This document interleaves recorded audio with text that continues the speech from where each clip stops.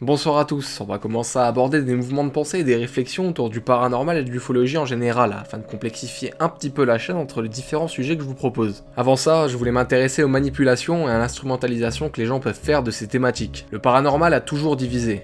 Réalité ou fantasme ancestral, la réponse appartient à chacun selon ses croyances. Pourtant, nombreux sont les gens qui jouent sur l'ambiguïté.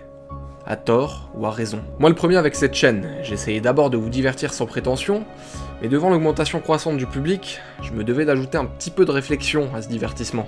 Cependant, peut-on croire systématiquement ce que l'on nous dit? Y a-t-il qu'une seule vérité et faut-il choisir un camp? Et peut-on se fier à ce que nos yeux nous montrent? Encore une fois, le but n'est pas d'apporter une réponse arbitraire à ces questions, mais bien de douter.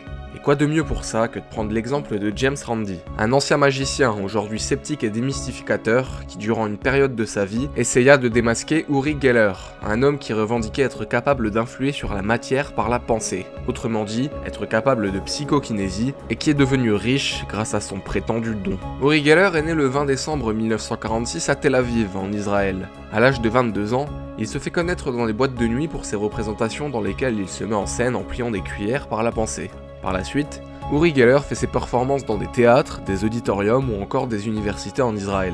Dans les années 70, la renommée de Geller atteint les États-Unis et l'Europe, et il est au sommet de l'attention. Il commence des représentations télévisées où il fait la démonstration de ses pouvoirs. Uri Geller se revendique psychic, ou sujet psy en français. Avoir des capacités psy signifie avoir des capacités extrasensorielles, donc des capacités de perception en dehors de nos 5 sens. Geller se revendique psychokinésiste, capable d'influer sur la matière grâce à la force de son esprit. Il est aussi sourcier, et il prétend notamment pouvoir localiser des minéraux. Il serait aussi télépathe, capable de lire de temps à autre l'esprit d'un individu. Uri Geller démontre ses capacités à travers de nombreuses performances. Uri Geller fait donc ses démonstrations sous l'œil avisé des caméras. Son don le plus célèbre est sa capacité de télékinésie. Il tord des cuillères par la pensée. Mais il se montre aussi capable de décrire un dessin qu'il ne voit pas, et même de réparer des montres cassées en les faisant redémarrer par la pensée. Tout cela grâce à la force de sa volonté et de son esprit. L'ampleur est telle que des scientifiques s'intéressent à lui et veulent le soumettre à des tests dans des conditions rigoureuses et contrôlées, puisque la démonstration de ses pouvoirs n'avait été jusque-là faite uniquement dans des représentations ou à la télévision. En 1974, Geller accepte de se soumettre à des protocoles scientifiques en participant à une étude du Stanford Research Institute pendant 6 semaines, étude menée par les physiciens et parapsychologistes Harold Puthoff et Russell Targ. Il est alors soumis à la démonstration de ses capacités dans des conditions contrôlées, et il a le droit de passer certains tests s'il le souhaite. Geller réussit la quasi-totalité des tests qu'il accepte de ne pas passer, mais il est aussi soumis à une expérience en double aveugle, dans laquelle quelqu'un n'ayant rien à voir avec l'étude entre dans une pièce vide et place un objet dans l'un des 10 récipients d'aluminium identiques, choisis au hasard, et la personne referme le récipient avec des couvercles choisis également au hasard. La personne s'en va, puis les examinateurs et Geller entrent dans la pièce, sans que personne ne sache quel récipient contient l'objet. Geller doit donc deviner quel récipient contient l'objet et faire retirer les récipients vides.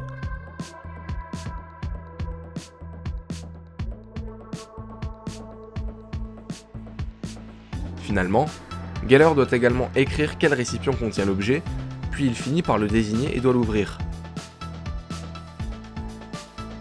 La balle tombe, Geller n'a fait aucune erreur. La même expérience est faite avec un récipient rempli d'eau.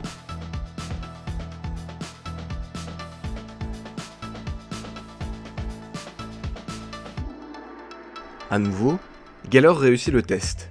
Puis, dans une pièce qui dispose d'un blindage électrique, il est soumis au test de la balance. Un poids d'1 gramme est placé sur une balance électrique, recouvert par un récipient en aluminium, lui-même recouvert par un cylindre en verre pour éliminer les forces extérieures comme le courant d'air par exemple.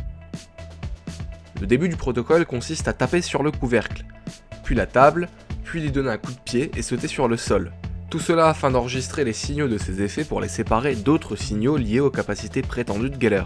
De l'électricité statique ainsi qu'un aimant ont été utilisés sur le couvercle, mais aucun des signaux produits par ces derniers ne ressemblait au signal de Geller.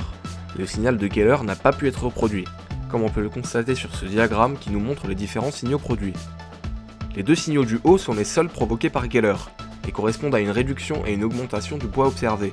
Et ces signaux ne ressemblent à aucun autre testé. Les scientifiques ne savent pas comment Geller s'y est pris. Vous pouvez retrouver l'intégralité des expériences menées dans un lien en description. L'étude de Puthoff et Targ conclua que Geller avait réussi les tests, ce qui accorda davantage de crédit à Geller, reconnu par une petite partie de la communauté scientifique. Et c'est ici que James Randi arrive, et que le combat entre Geller et Randi commence. James Randi est né le 7 août 1928 à Toronto, au Canada. Grand admirateur d'Houdini, il a gagné sa vie en tant que magicien sous le titre de Randi le Stupéfiant. Et il a toujours affirmé que ce qu'il faisait n'avait rien de magique, qu'il allait simplement duper le public, mais que tant que ces derniers savaient qu'ils allaient être bernés, cela ne posait pas de problème. Et c'est justement ce que reproche Randi à Geller. Pour Randi, Geller est un excellent illusionniste, qui maîtrise parfaitement les techniques de manipulation, détournement d'attention et de dextérité pour mettre en place ses tours. Et puisqu'il se revendique doté de pouvoirs psychiques, cela ferait de lui un arnaqueur, un charlatan et un menteur. C'est pour défendre cette frontière entre le magicien et le charlatan que Randi dévoie la dernière partie de sa vie au scepticisme et à la démystification, et il s'intéressa naturellement à Uri Geller. Randi affirme que Geller avait dupé les scientifiques, qu'il avait triché, et que son comportement était très immoral. Pour démontrer ces affirmations, James Randi a reproduit les mêmes démonstrations que Geller. Ainsi, Randi s'est mis à plier des clés, des cuillères, et a même réussi à remettre en marche des montres arrêtées.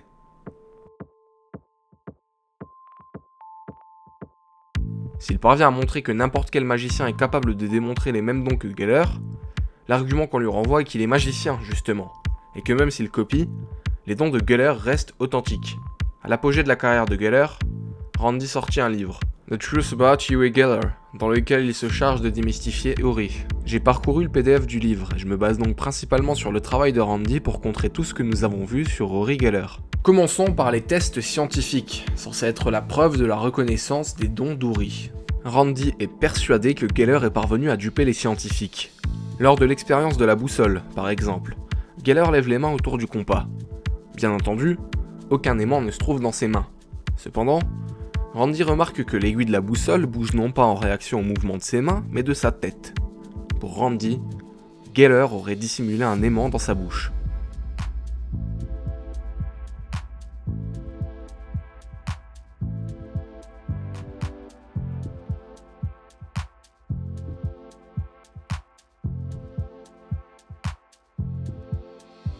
Pour la cuillère qui se tord, Randi constate que la séquence de l'expérience est divisée en 5 segments. Sur chaque segment, la cuillère ne subit aucune modification directe, mais à chaque fois que le segment se termine à cause des bobines de la caméra devant être changées, la cuillère est à chaque fois tordue un peu plus.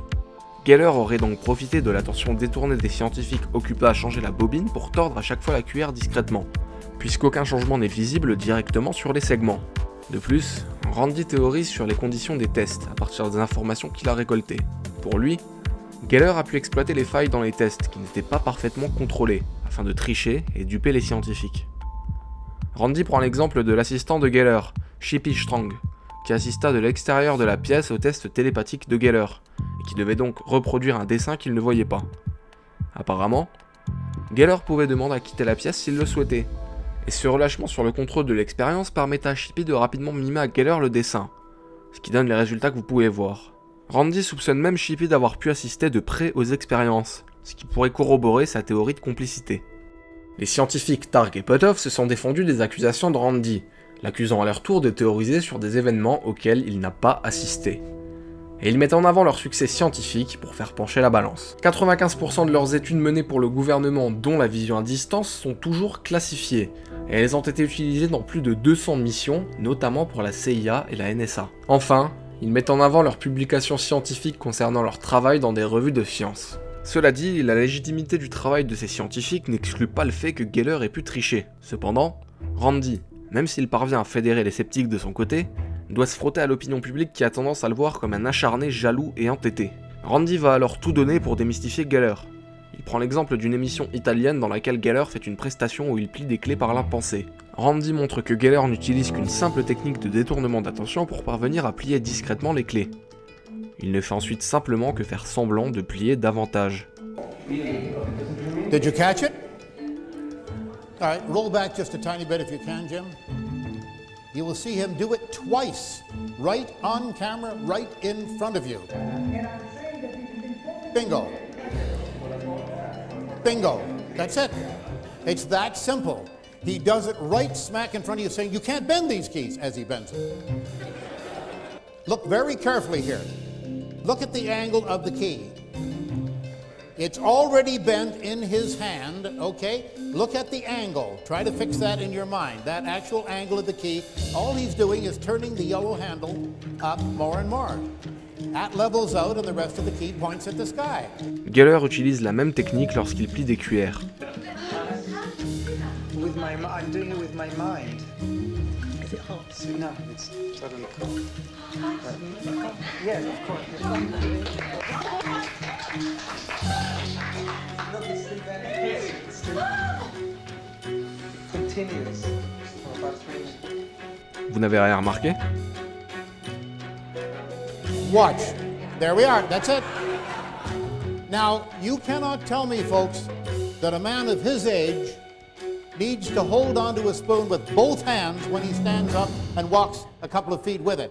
I can carry a handful of spoons at my advanced age in one hand. Geller s'est fait avoir par les caméras cachées de l'émission Noel's House Party. Il y a systématiquement des explications aux prestations de Geller, comme par exemple le dessin qu'il parvient à deviner et reproduire dans la même émission. En réalité, Geller détourne l'attention de la dame en lui demandant de se focaliser sur le dessin, et alors qu'elle ne le regarde pas, il prétend regarder ailleurs en se cachant le visage, mais il serait en réalité en train de regarder discrètement le dessin. Randy démystifia beaucoup d'autres charlatans, toujours pour les mêmes motifs.